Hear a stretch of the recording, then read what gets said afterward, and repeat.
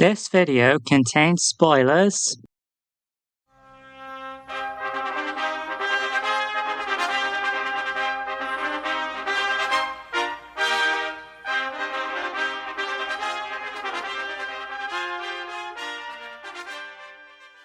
Howdy do, my name's Amethyst, and right now, myself and a lot of us fellow queer cartoon lovers are in a state of mourning because one of our favorite shows is permanently gone from its respective platform. That show in particular is She-Ra and the Princesses of Power, a Netflix original fantasy sci-fi cartoon from DreamWorks Television Animation about a woman who learns the harsh truth about the empire she serves and defects a regal rebellion whilst also becoming a magical warrior.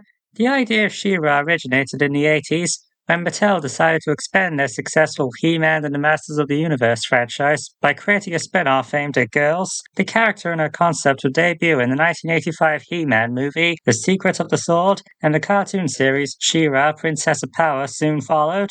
And yet, compared to her equally powerful brother, She-Ra hasn't had much love outside the 80s. Whilst He-Man had a number of reboots, comic books, and live-action movies, She-Ra had nothing.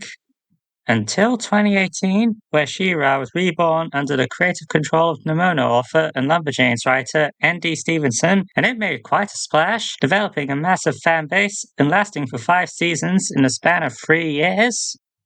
In case anyone asks, there is no trace of He-Man in this series. This She-Ra is riding solo, and you know what? I'm fine with that. Anyway, let's not dawdle too long and get right to it. For the honor of Greyskull, here's my review of She-Ra and the Princesses of Power. On the surface, She-Ra may seem like your typical family-friendly war show where there is a good side and an evil side, and it is, but it's one of the best written examples I've ever seen.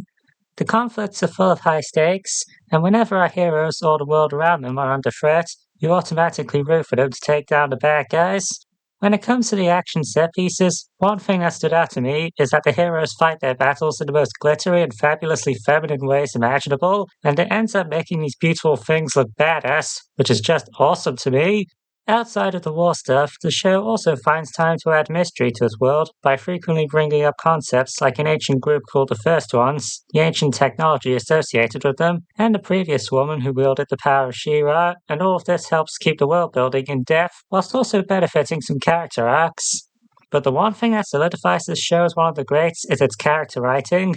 I am not kidding when I say that She-Ra is some of the most three-dimensional characters in recent years.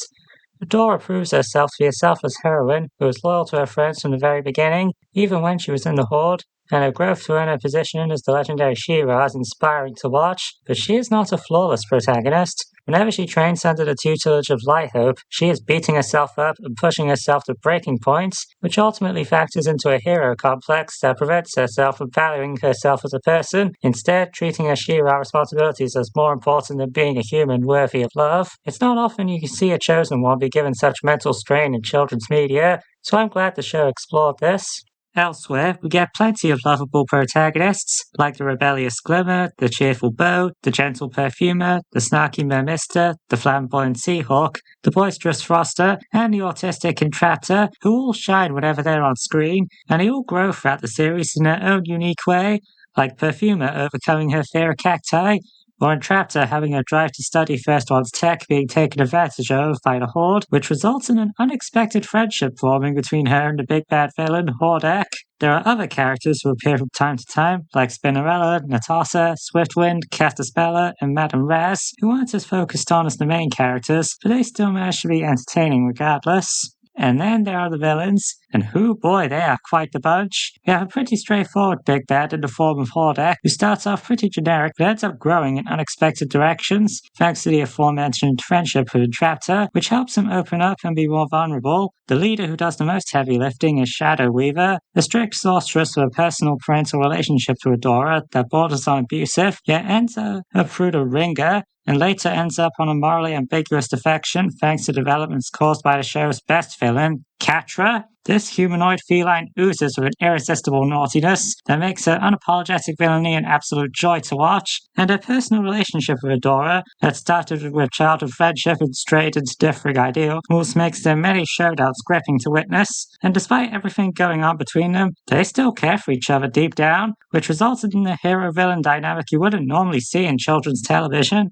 Outside of Adora, Catra proves to be the most ruthless villain throughout most of the series, which is proven by how unafraid she is when overpowering her superiors, and later on, her muddled feelings cause her to act recklessly, which ultimately puts the whole world of Etheria in jeopardy. That wasn't enough. The final season throws in an even bigger bad in the form of Horde Prime, a cold, heartless conqueror whose mind control methods make him near unstoppable, and yet, not every antagonist in the show displays evil personalities. Scorpia is a character who's so cheerful and lovable, I had a hard time believing that she'd side with the villains, and whilst Double Trouble has no qualms working for the Horde, they're a mercenary with allegiance to themselves and themselves only.